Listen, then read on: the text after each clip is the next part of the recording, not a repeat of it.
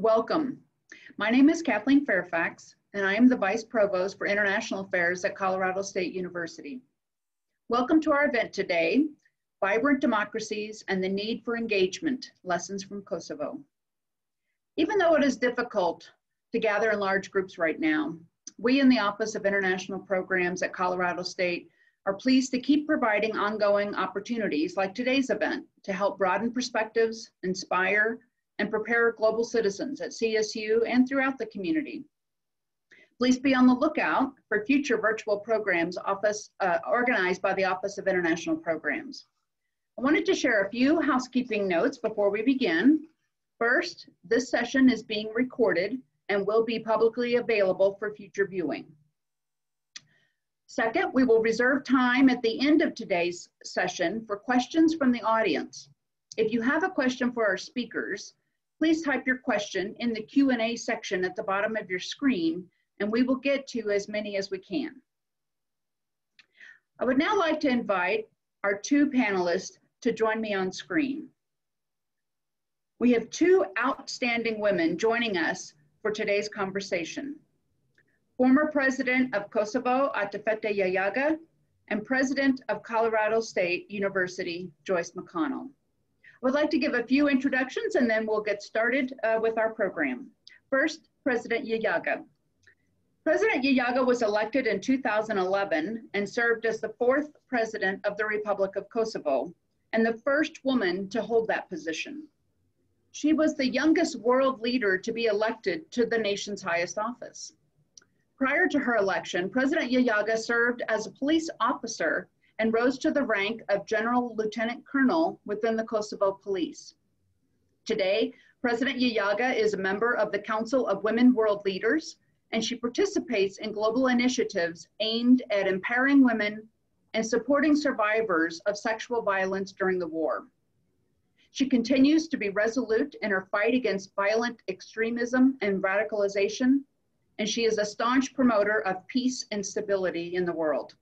Welcome, President Jahjaga. Joining President Jahjaga is Joyce McConnell, the 15th President of Colorado State University, and the first female to hold that position. Prior to joining CSU, President McConnell spent more than 20 years at West Virginia University, first as a professor of law, then as dean as the WVU College of Law, and then as provost of West Virginia University. In addition to being passionately committed to the mission and success of land-grant universities, President McConnell is an advocate for equity in education and the workplace, as well as an advocate for the preservation and protection of our environment. Thank you all for joining us today, and President McConnell, I turn the floor over to you. Thank you so much, Kathleen. It's my great honor to be here with President Jahjaga. I can't thank you enough for joining us. We had a few minutes to chat ahead of time, and I know that we're simpatico, and I just want to come and visit you. And so the fact that you're visiting us means so much to me. Thank you so much. And both of us are firsts. You were first president of your country, and I'm the first president of our campus, and our campus isn't quite as big as your country. My responsibility pales to yours, but it is wonderful to have an opportunity to have you here and to be with another stalwart female leader. So thank you so much for being here. Some in our audience may not know the recent history of Kosovo and how it became an independent democracy in 2008. Can you tell us a bit about your country's recent history and what it's like to be one of the world's youngest democracies? Well, Madam President, thank you very much. And it's really such an honor and pleasure to be with you this morning and the afternoon for us. Thank you very much for the kind introduction, Ms. Fairfax. I would like also to thank Vice Provost for International Affairs and the Office of the International Programs for making this activity happen. Well, Madam President, we have quite an eventful and a complex history that is all interconnected and difficult to keep short, but I will try my best. Prior to the war in Kosovo, we were a part of Yugoslavia, a socialist country and influential for the time. While in Kosovo, we did not have an equal treatment within Yugoslavia, discrimination and human rights violation targeting Albanians in Kosovo got worse and worse in the early 90s. We were kicked out of our jobs and schools, and I personally belong to a generation that completed most of my education and a high school education by going from one private home to another. And these were houses of the goodwill individuals who offered their homes for students to learn. And by doing so, they put themselves in the tremendous risk. And in 1998, the situation escalated into a full-on war where an estimated number, approximately about 1 million people were moved by force for the purpose of the ethnic cleansing, where over 13,000 people have been killed and massacred, and 1,600 are still missing till today's date, while we have an estimated number of about 20,000 women and men what have been raped during the wartime, where rape has been used as a tool of war. And following the NATO intervention in Kosovo, we were liberated under the UN Protectorate. And back in 2008, we declared our independence and became a country. And after so much suffering, it felt that this world was a fairy tale happy ending.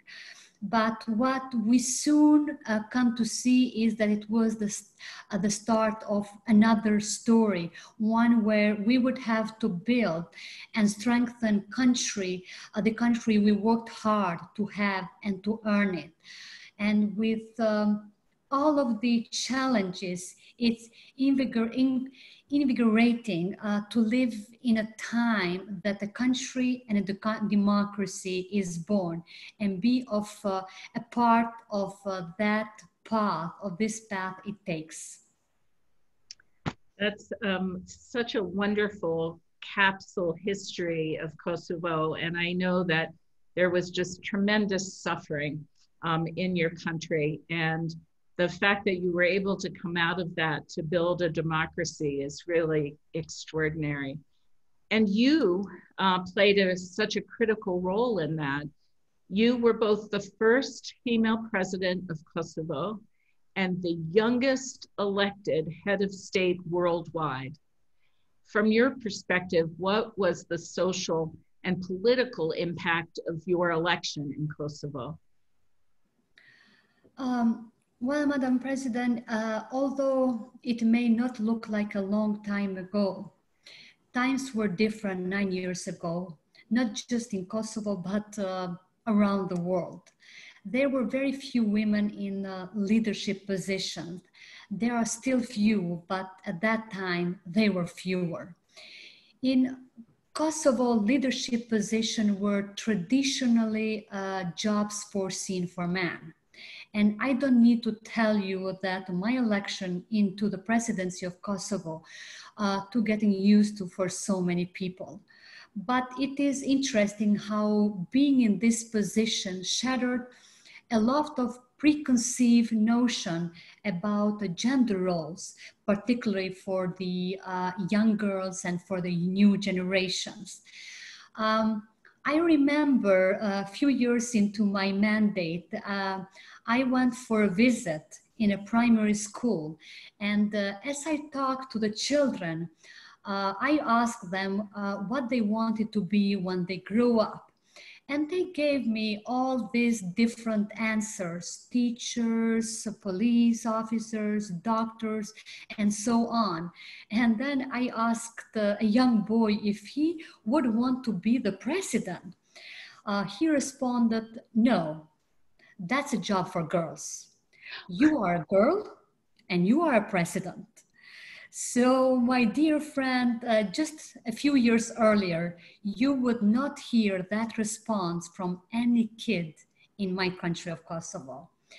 And telling you the truth, being the first was not easy.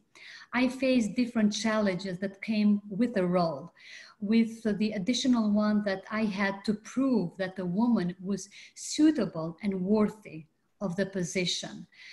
But I believe that that paved the way for other women in leadership position in a way that they would not be perceived as the unicorn or as the alliance.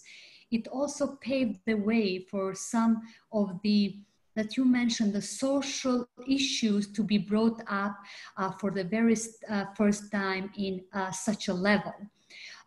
For example, one of the first issues that I took on as a mission, and that followed the work I did at that time, and I still do with the same passion and commitment, is by supporting and recognizing the legal status for the survivors of the sexual violence during the wartime. It's a matter that was and is very close to my heart, and it baffles me that it took us more than 13 years for this matter to be taken seriously at our country's highest office, that time within the office of the president of the country.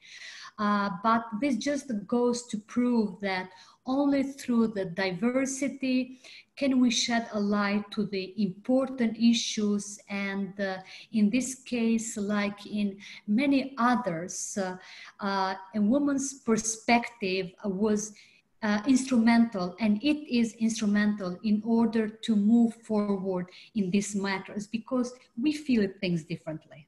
Mm-hmm. That's very, very powerful. The use of violence, the use of sexual violence in war for oppression and intimidation is it is a common practice of war, and yet it has taken centuries for us to acknowledge it and to be able to talk about it. And the fact that you brought it to the fore in your presidency is just enormous. And just as someone who's worked on violence issues, I want to thank you personally for that incredible work. How can a group of people feel empowered to dialogue, even when they have different goals? Obviously, you've been a leader, you've had to pull a lot of people together. How have your experiences in a post-war Kosovo informed how you navigate complex discussions and decisions? There are so many elements that influence our lens and the way that we see the world. Some of these elements serve to help us find common grounds with other people, while others can push us further apart. When you face a war, there is so much propaganda and harm that is very difficult to move past that, especially when it happens in a large scale, the way it has taken place in Kosovo. When people go through hell and back, it is very difficult to keep an open mind towards those who they believe sent them there at the first place, even when not all the people were involved. And yet, as we have learned from our own experience, life is long, and what we do now does not influence our present, but our future and that of our children and our future generation.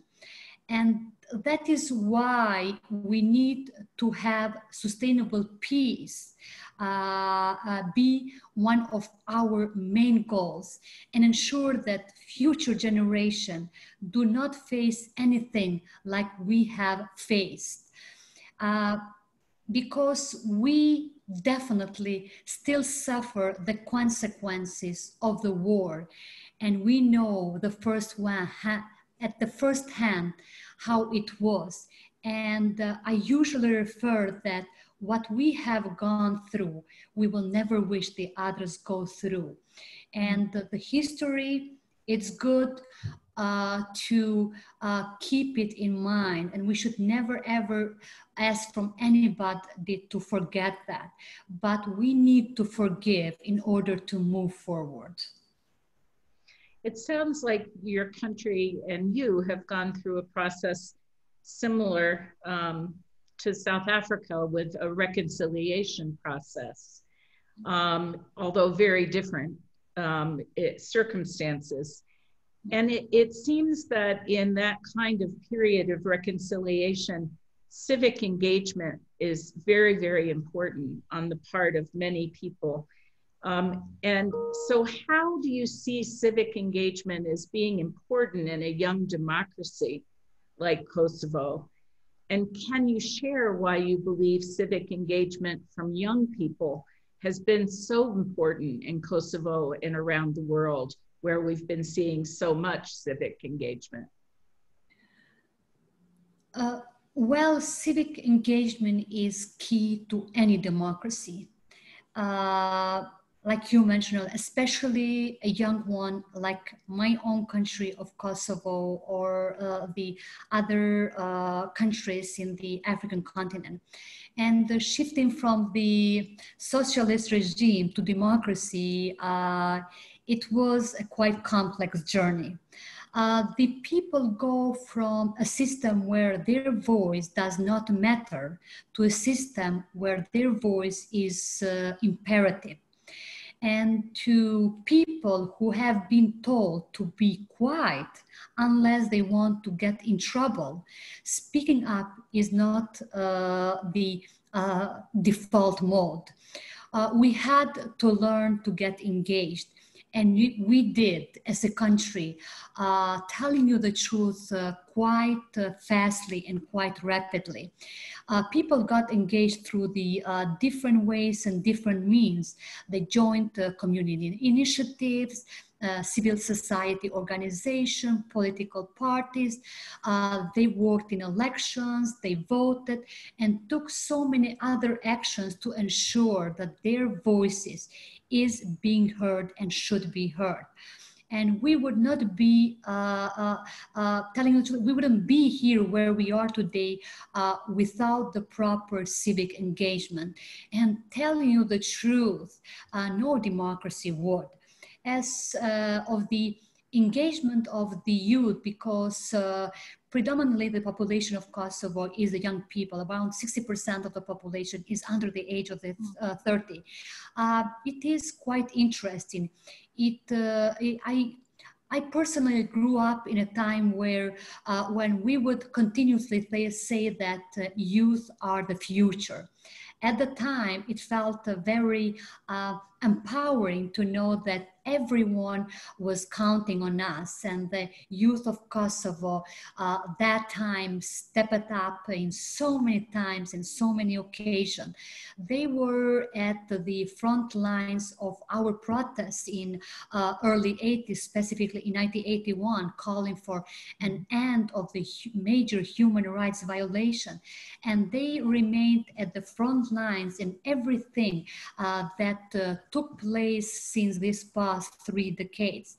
And from our experience and from all the movement led by young people around the world, we can clearly see that youth are not only waiting for their time, sometime in the future, because they have proven so.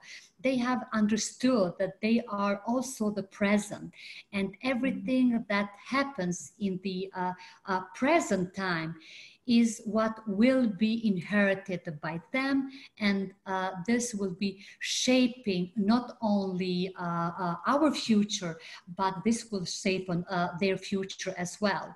And I love that we have come to this point, and I like to believe that actually we come to this point, the point where young people don't wait for a cue to take an active role. They do so on their own. And I am a very and I always said, and I always, especially when I am addressing to the youth audience, that I was proud of our youth in Kosovo and even beyond.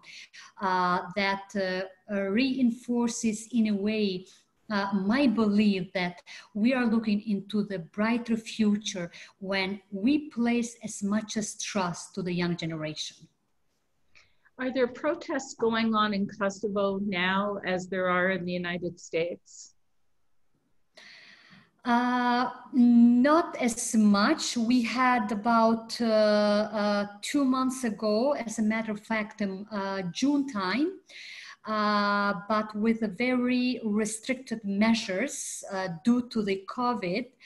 But yes, it's still being used, and now we have a lot of announcement that they put in place to be using one of the forms to express their concerns and their demands.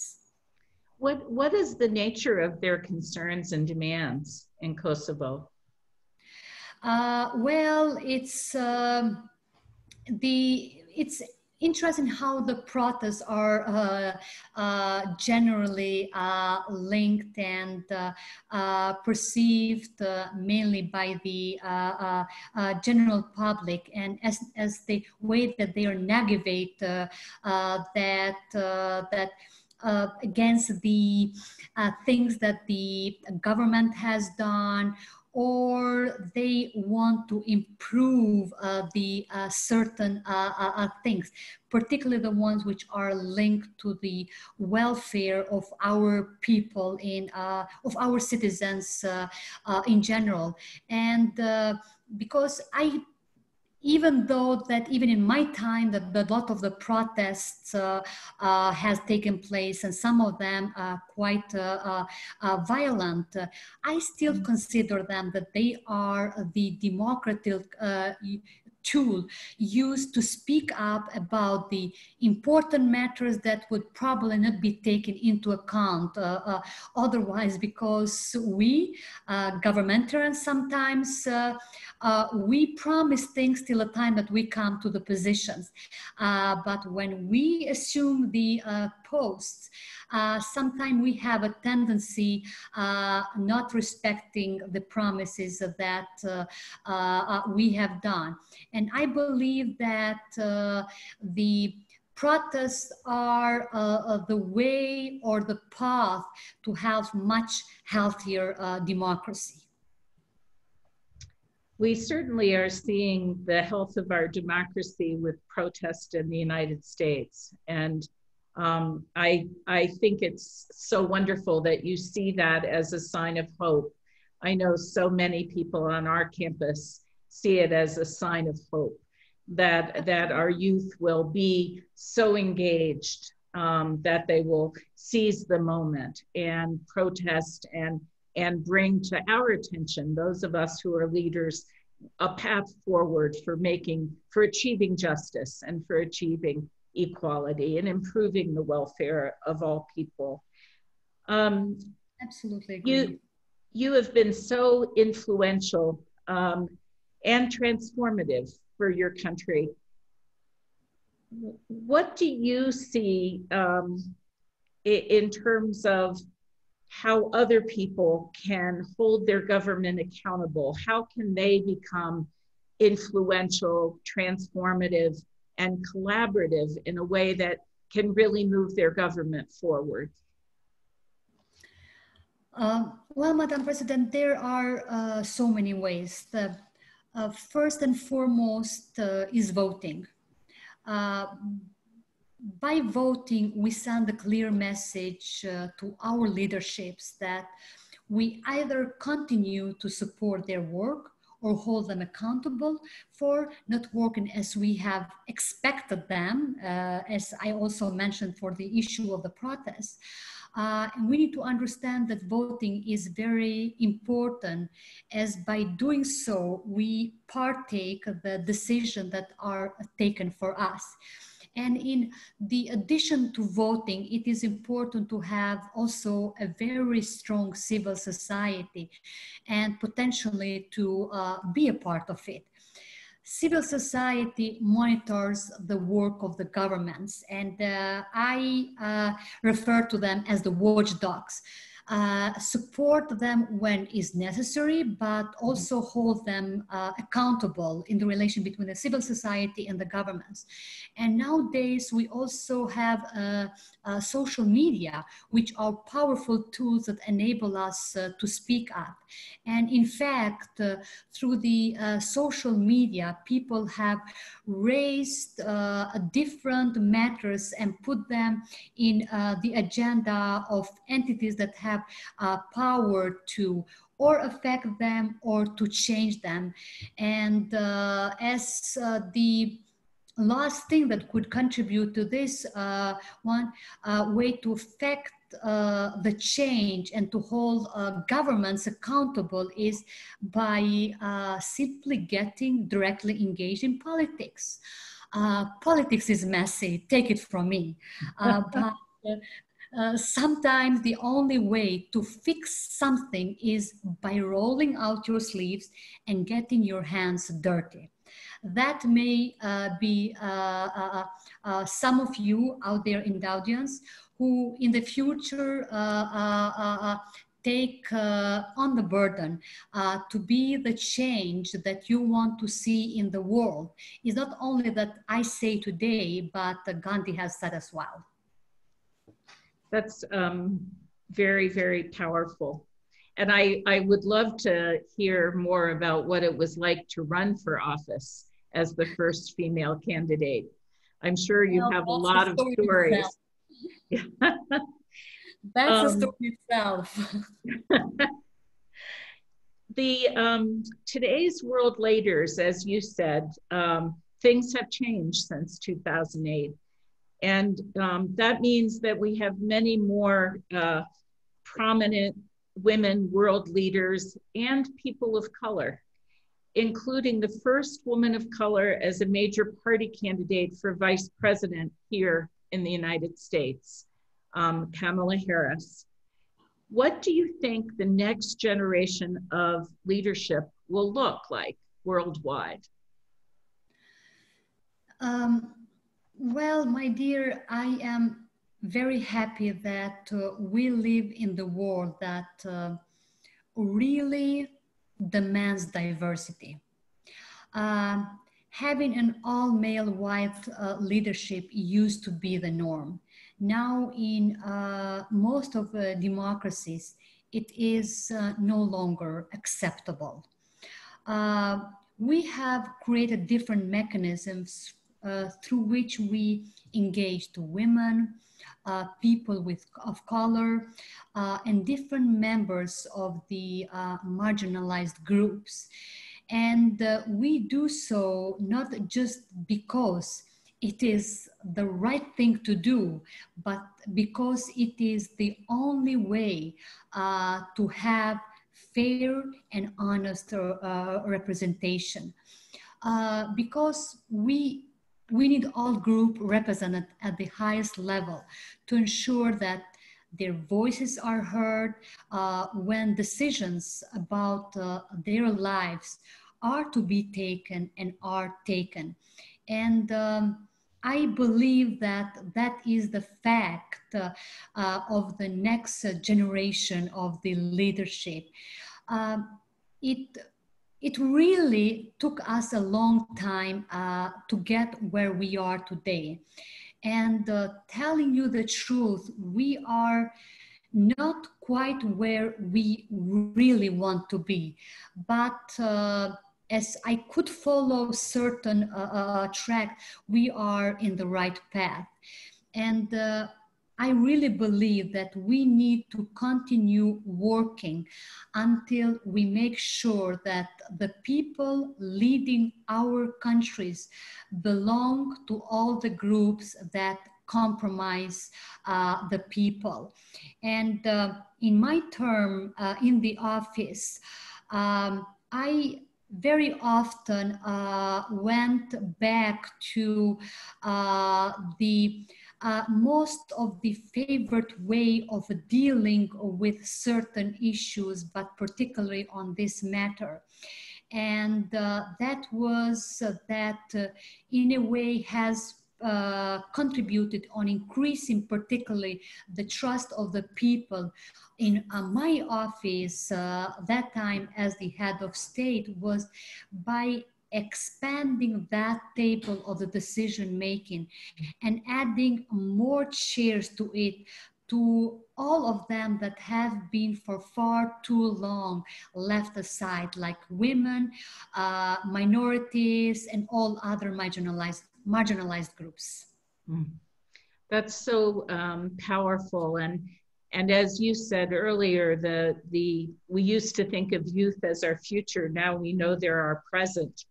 And when you see the diversity among our youth, I see great hope for what it is that you're talking about, that those historically marginalized voices being able to ascend to positions of representation and leadership, and really being able to work from their own experiences about making a difference in people's lives. So I really appreciate your perception and you sharing that with us. As I would say, I didn't get here alone. I had a lot of wonderful people support me along the way.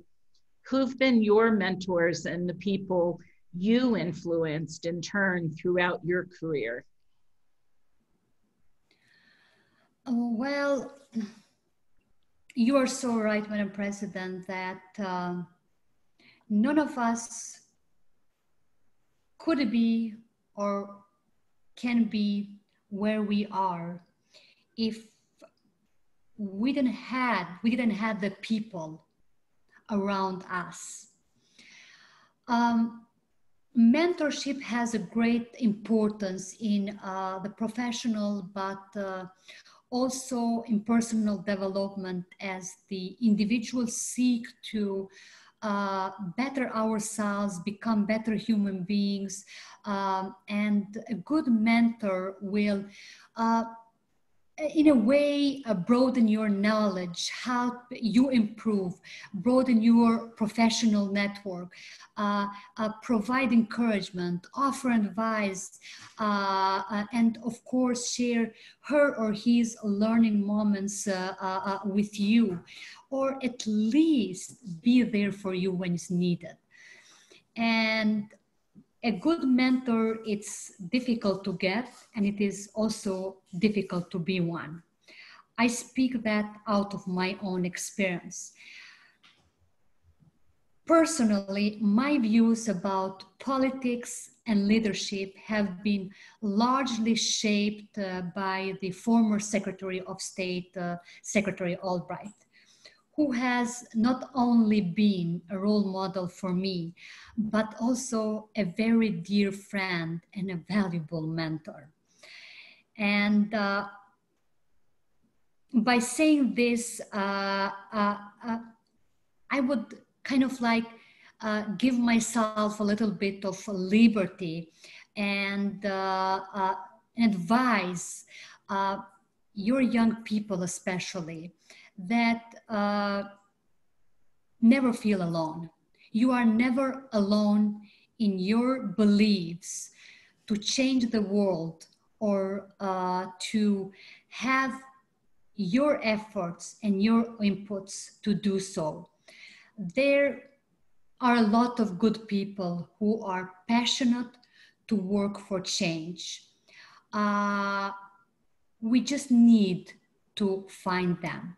We just need to give them a chance, and we just need to work with them and to do our best, because if I go back 20 some years ago, I was maybe one of them that at one point was given a chance. Because I strongly believe that you need to give your life a purpose and make it count. And that's why we should always count on, because no matter where we are, we leaders, we absolutely believe on young people, and we really got your back. No matter how frustrating it is sometimes, deep in heart, we really mean good for our countries. That's so incredible. What a powerful message to send to our students. I want to thank you so much for being willing to engage with these questions. Are there any last comments that you might want to make to our students about keeping their hope alive and their engagement? Well, Madam President, I would probably leave more space for your audience if they have additional question. But I think I have mentioned during my last present at your university in one of the questions that there is nothing in this world that cannot be achieved.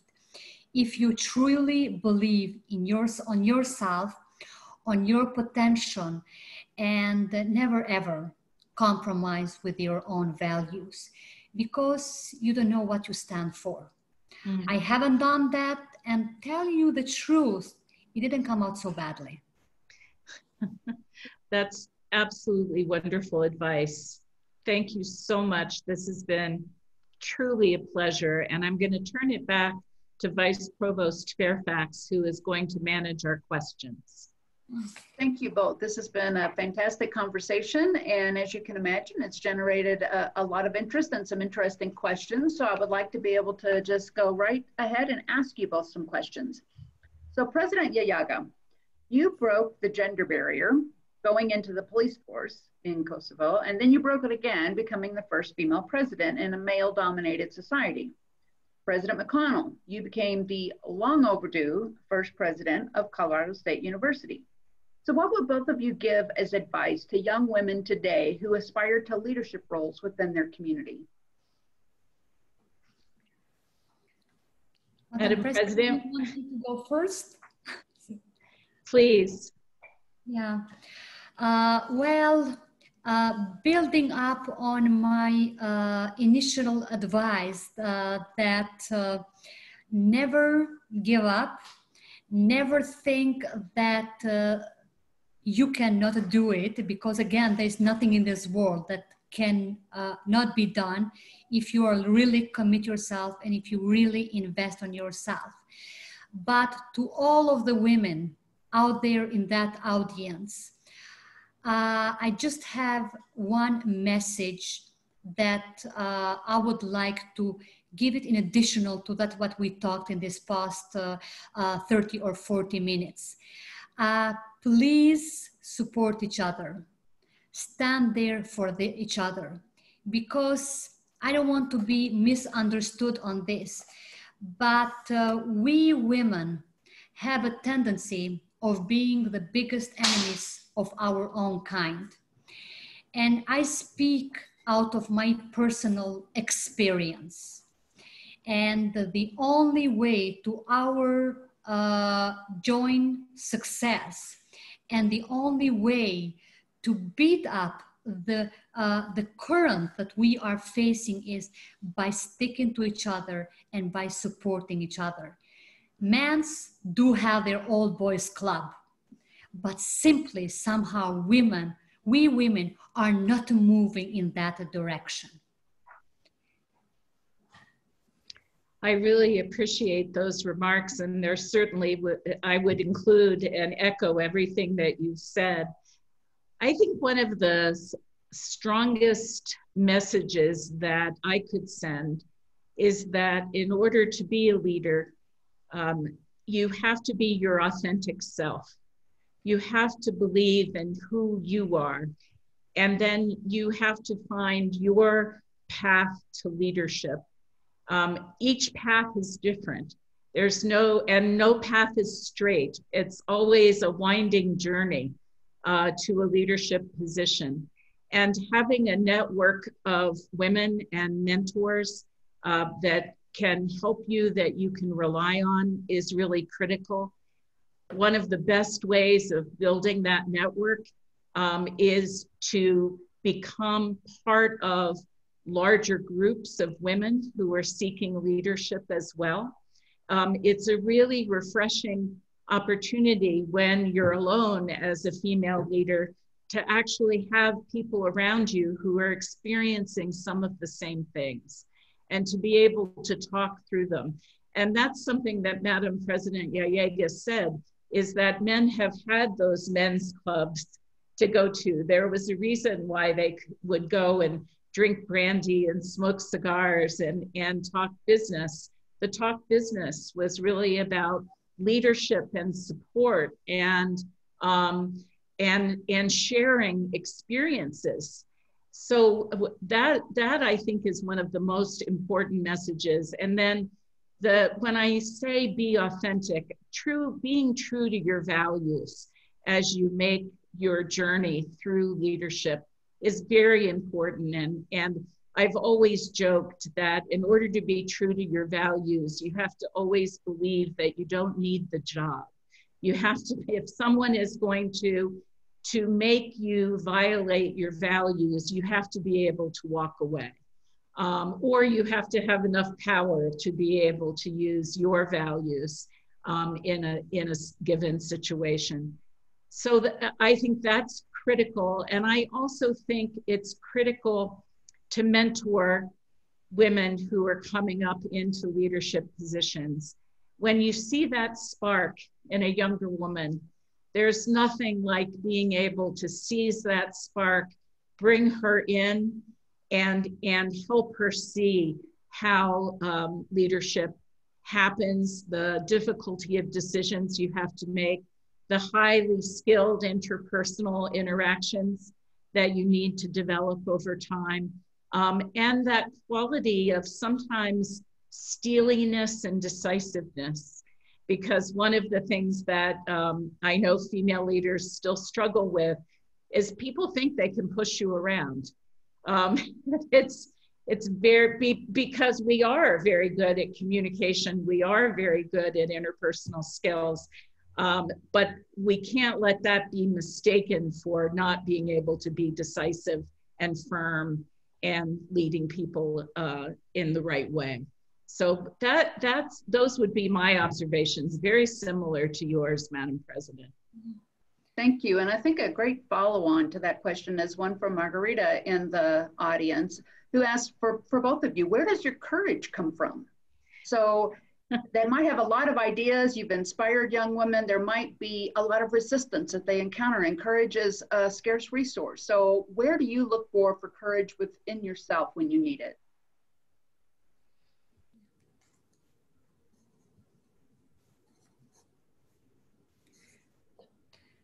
Madam President, do you want me again? Sure. Okay, well, thank you very much, Madam Fairfax. And before I go to answer this one, if I may only comment actually add to what Madam President has referred to, and something that maybe could contribute on increasing more percentage of the women to join to the leadership position. Something that I also contributed in establishing in our own country was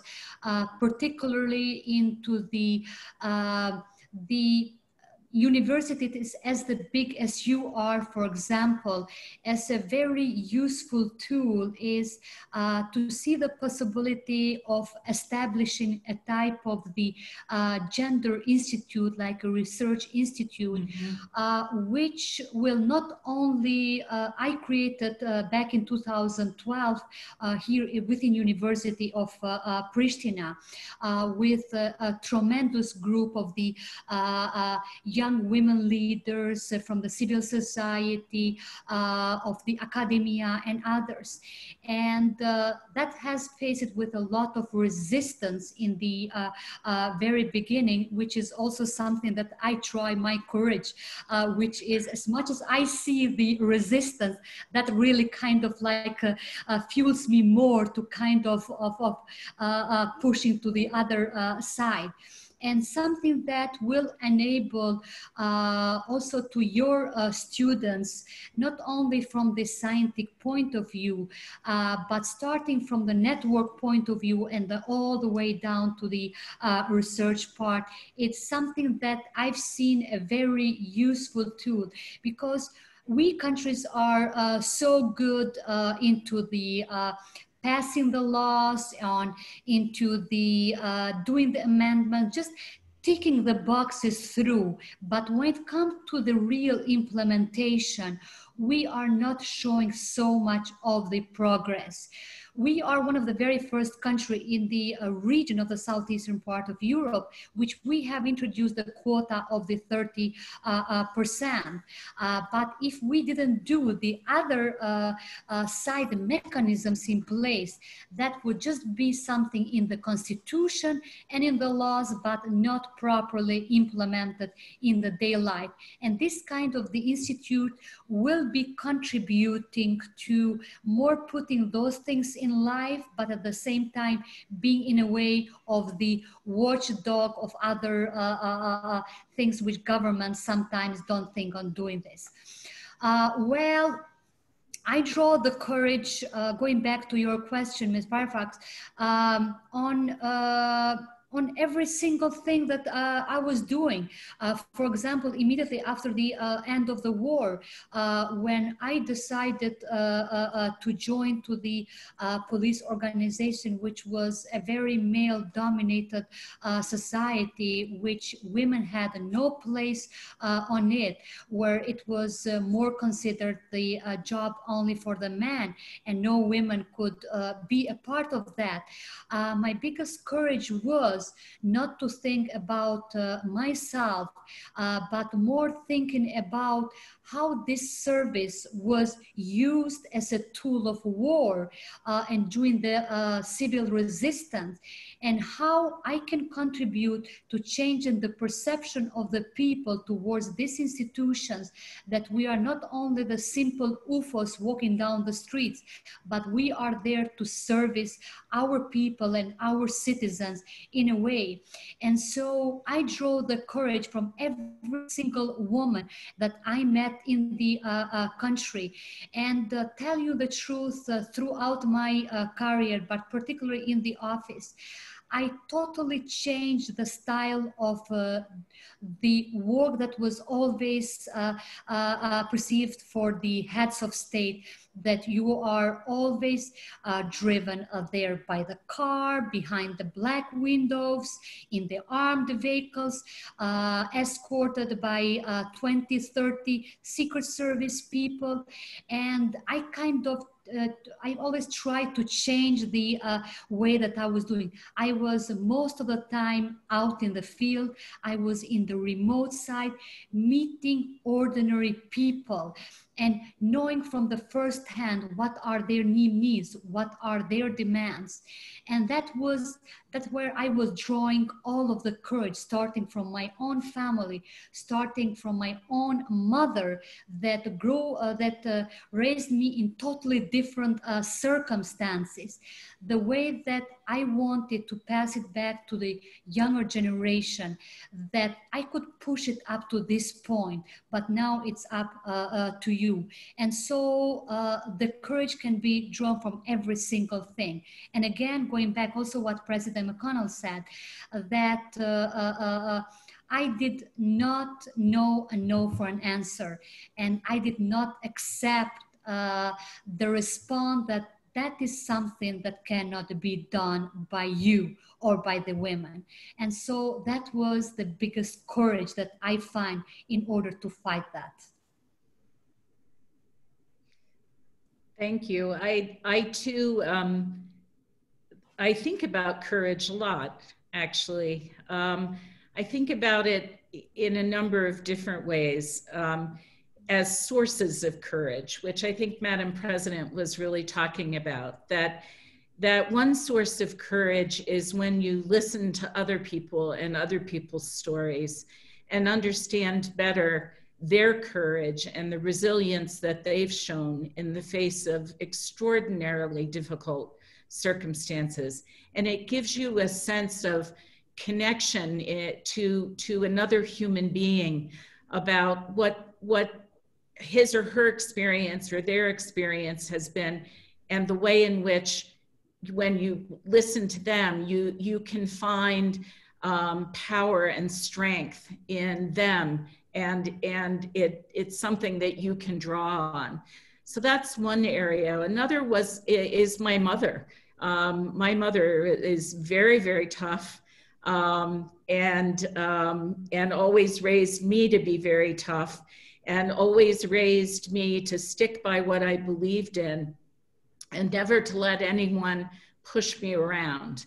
And standing my ground is something that I've learned from my mother, I think, more than anything else. Although from her, I have also learned to listen, learn to care about that moment when you're interacting with another human being, where it's not just head to head, but it's heart to heart, and where you can really connect with another human being. So standing your ground doesn't mean not listening to all kinds of different voices. It means pulling them in and pulling them in closer. And I think that that's very important, and I get courage from that. I get courage from believing that no matter what, if what I'm doing could make a difference, and looking at what a difference it could make to other people, then it's worth doing that thing. And it's worth drawing upon that resource that we have as human beings and saying, well, these other people may not be able to take this step because of marginalization, but I can take this step. And I have a strong sense of responsibility that I should be there. If I can muster the courage, if I can be decisive, if I can be the kind of leader that can change things for the better, I want to be part of that. And that gets me up every morning. It's really the inspiration of other people that gives me significant courage.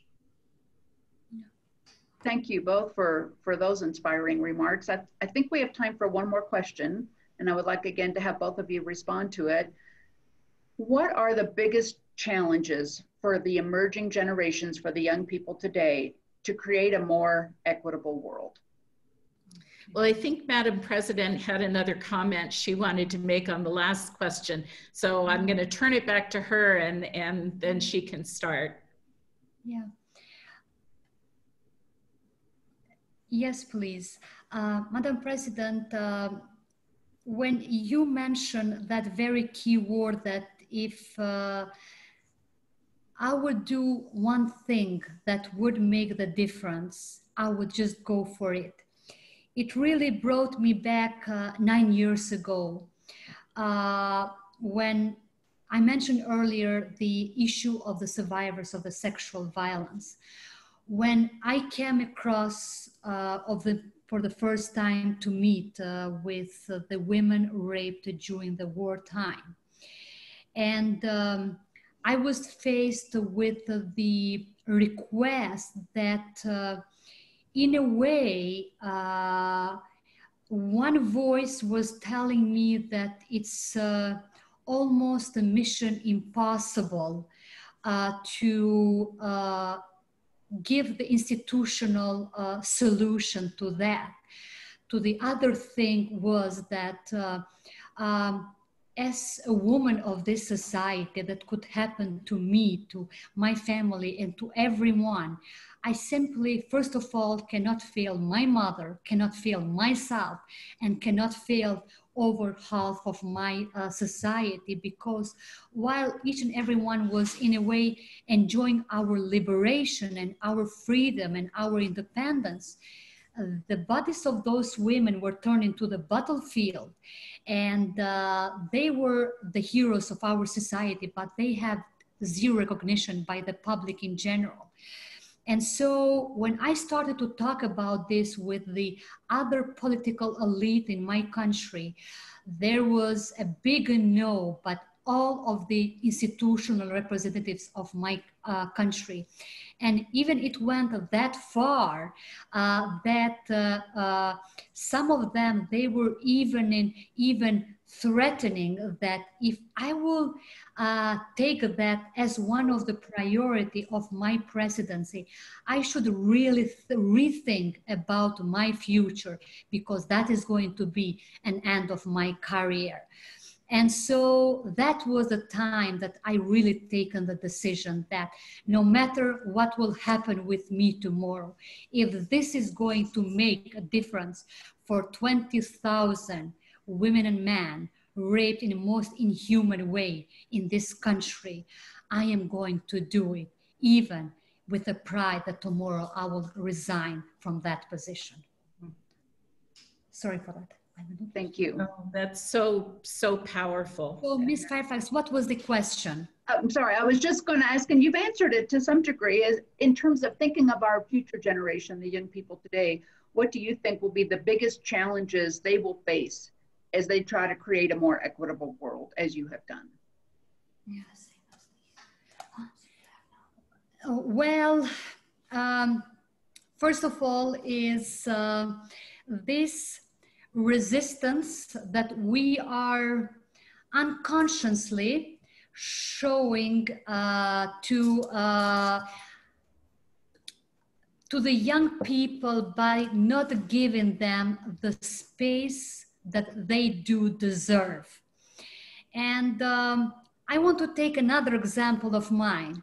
Back 9 years ago, I have been very firm that 50% of my cabinet are going to be under the age of 30.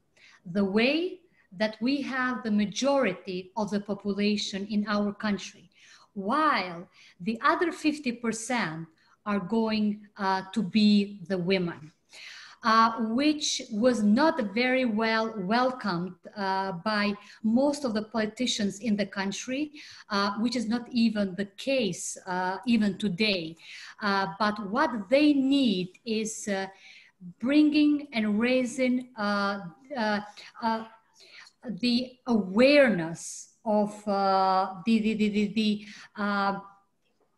the importance of the young people, and trying to like bringing these cracks into the glass ceiling and passing as much as possible the messages to the young people that you can do it.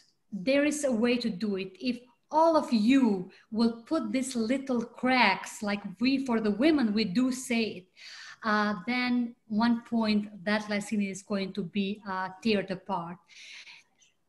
And then all other issues, because Diona is coming here and said, are you going out of your time? I said, you're good.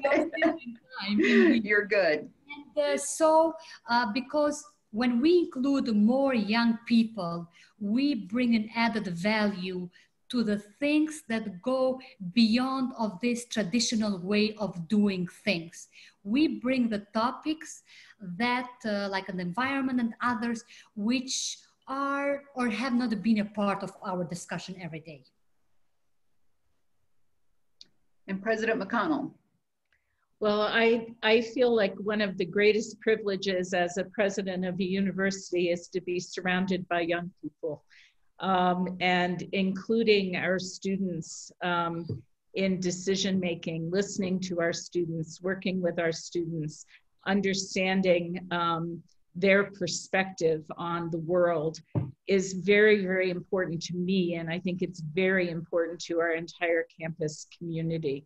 And so I'm so proud, really, of our students and the way in which they have stepped up to talk to us about their perspectives on the world and what they see will make a difference. I think what's really hard right now for young people is that the pandemic has been so disruptive to their journey. And I think that it's important that we continue to have conversations to be there for our students, for our young people, to understand, yes, this is a disruption, but you are on a journey, and this is not the end of the journey.